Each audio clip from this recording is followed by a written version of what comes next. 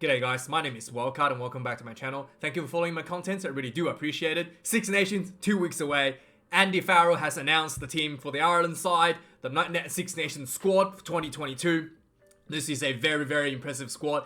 All the big names, except for one, from that famous win against the New Zealand All Blacks last year, is selected here and is looking like probably the strongest team going to Six Nations this year.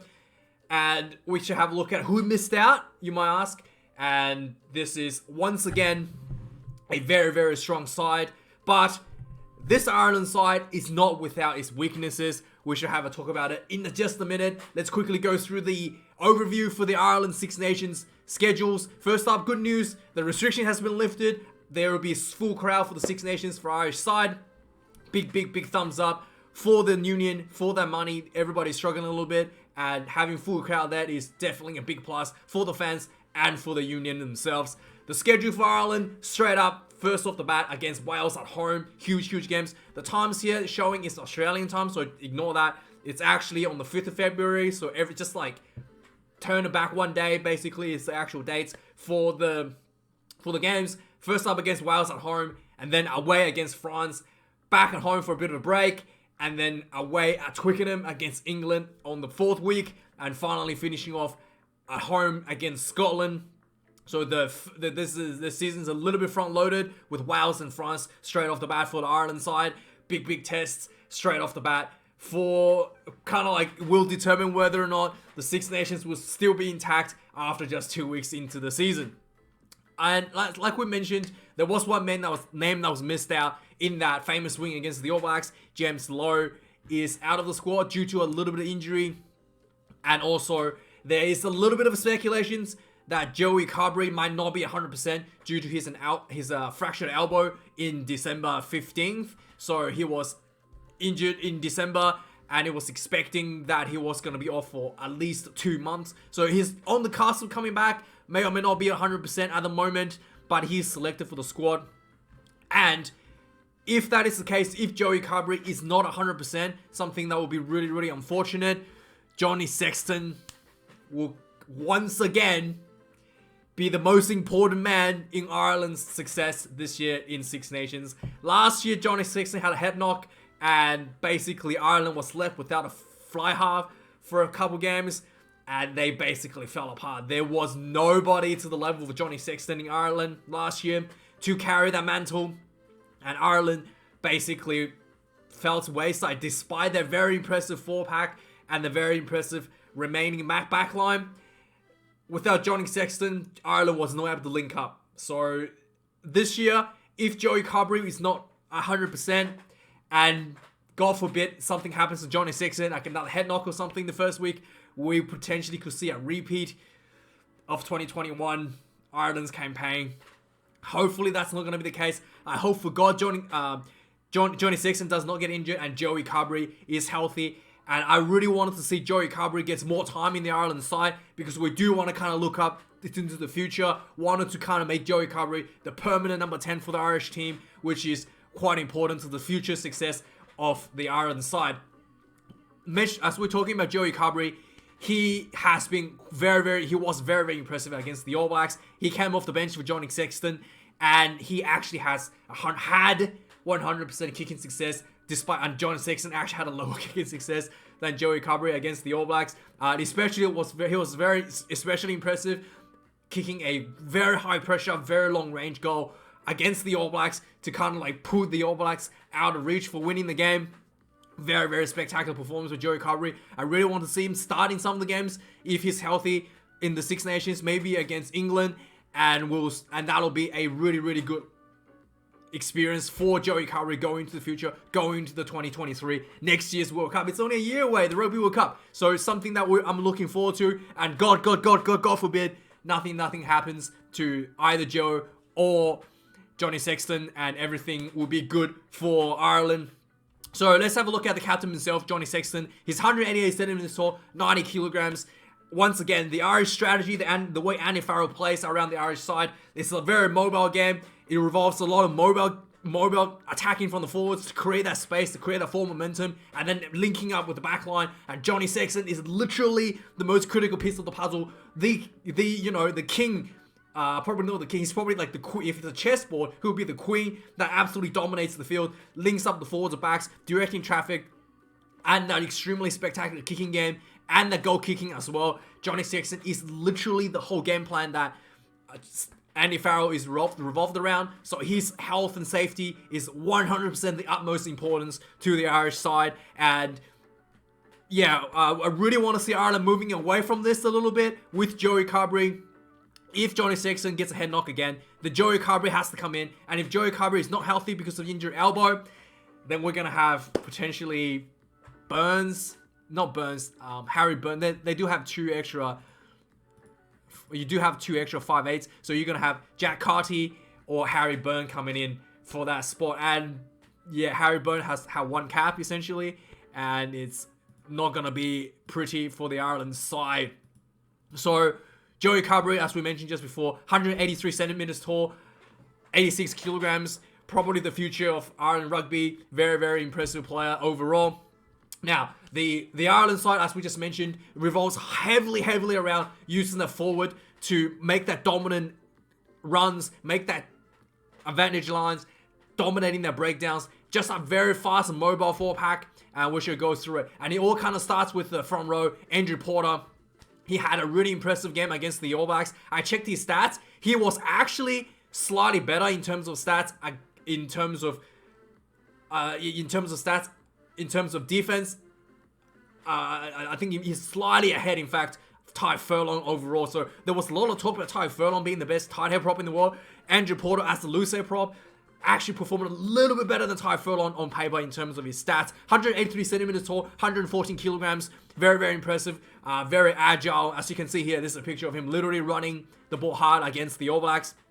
Quite impressive. Very impressive player. And hugely important for Irish side. Roland Keller, solid player. Another solid player for the Irish side. 183 centimeters tall at the hooker position. 105 kilograms. What can I say? The lineouts were pretty good, spectacular. There's not much to talk about. And also incredibly mobile player once again in that hooker position for the Ireland side. Next up, we have Ty Furlon, as we already mentioned. Best tight head prop in the world. Absolute dominant performance against the All Blacks. Huge running game. He had also a spectacular performance against the British and Irish Lions as well. Just an absolute belting beast of a man. Very impressive. My favorite forward in the world right now. 183 centimeters tall, 125 kilograms, and he's fast, he's agile, he's incredibly good with the ball as well in hand. In the locking position, we have Ian Henderson. Key players, we have Ian Henderson and James Ryan, two of the probably safest hands in the Irish side in the locking position in terms of line out and set pieces. Both players execute the Irish set pieces impeccably. Extremely important for the Irish sides as well. Ian Henderson coming in at 198 centimeters tall, 116 kilograms. And we have James Ryan, I guess he could be the vice captain, maybe. He was the vice captain in the July Test Series. Not too sure. But James Ryan, again, has that leadership role, has that what do you call it? Has that, I guess, critical clinicalness in the lineouts. 2 meters and 1 centimeter tall, 115 kilos for the Irish side in the lock position. In the back row positions, we have Keelan Doris coming in the back line, 193 centimeters, 107 kilograms. Once again, these back rowers for the Irish side provides a lot of mobility for the Irish team. Being at the breakdowns quickly, being at the breakdowns fast is one of the key factors for the Irish side to generate that quick ball in the back line as well. George van der Fler, one of the, I think he's the number 7 for the Irish side. And he's 188 centimeters, 103 kilograms. Another really mobile player. His run meters is extremely high. Actually, yeah, look, his run meters extremely high. These are almost stats that you expect for a back, but he's playing open side flanker.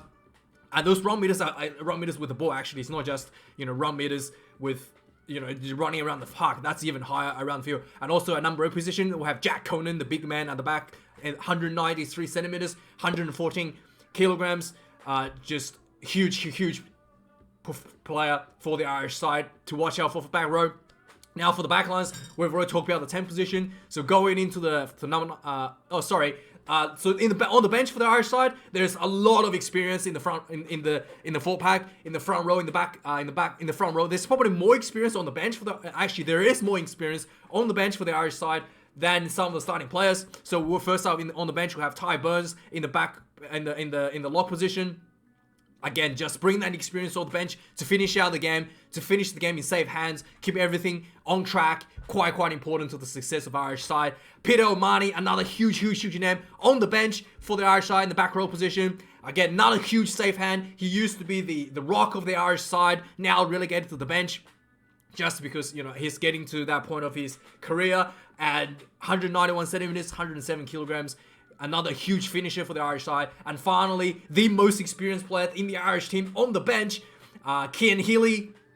He is just another safe hand coming off the bench to close out that game, to finish the game strong for the Ireland side, and bringing in that experience for the props to work with off the field as well, to bring that, to work on that scrummaging, work on all the tricks and techniques that he's learned over the years, passing that on to his new props. I have absolutely no doubt, Ty Furlon and Andrew Porter are so good with the scrummaging. Had no doubt I was larger to do a lot of experience that came through with Kian Healy with his huge experience over the years. 185 centimeters, 117 kilograms. Kian Healy. Now the back line, we've talked about 10. Let's go with the scrum half and number 9 position. Jamison Gibson Park played his best game of his career against the All Blacks. Very impressive.